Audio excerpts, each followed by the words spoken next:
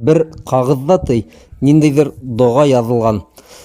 Дога 2 өлешкә бүленгән һәм сәфәргә сыккан кеше мусафир инде бит.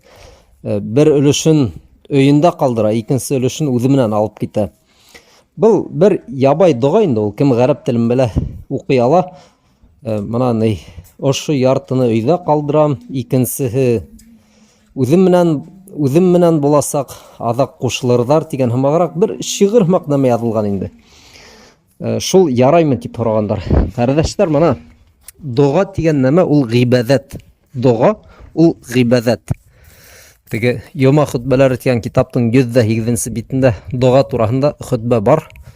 Укыгыз бит.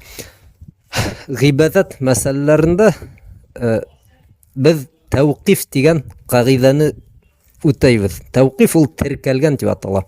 Ягъни гыйбадат мәсьәләләрендә бөтә хәлләр дә теркәлгән. Пәйгамбәрбез саллаллаһу алейһи ва саллям үзе теркәп куйган. Һәм ниндидер кеше тарафынан яңы гыйбадат төрләре уйлап сыгарылырга тиеш түгел.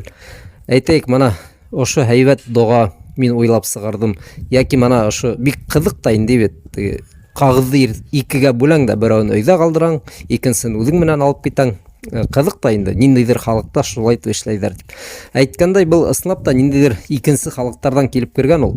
Мана икмәк кисәге тешләлә яртыһын үзең менән алып кит, икенчеһе өйдә ятып калһын, һине тартып ятасак дип әйтәләр инде. Баягы мана әйткәнек бит инде, кәфен теләп ятасакмы, шуның һымаграк инде.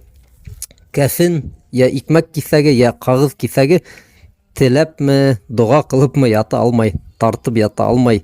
Был уйдырма, хөрәфәт, бидгат. Шуңа күрә бындай нәмәне күрһәгез, ошо доганы 2гә бүлегез, береһен өйдә калдырыгыз, икенчесен үзегез менән алып китегез дигән нәмә күрһәгез, был ислам диненнән түгел. Был бидгат. Гыйбадат мәсьәләләре бөтәһе теркәлгән, тәвқиф кылынган. Пәйгамбәрбез саллаллаһу алейһи ва саллям бөтә гыйбадаттарны өйрәткән. Доганы ничек кылырга кирәк, буны ла ул өйрәткән, әйтеп калдырган бөтә нескәлектәр менән. Шуңа күрә ниндидер яңы дога төрө уйлап сыгарылырга тиеш түгел.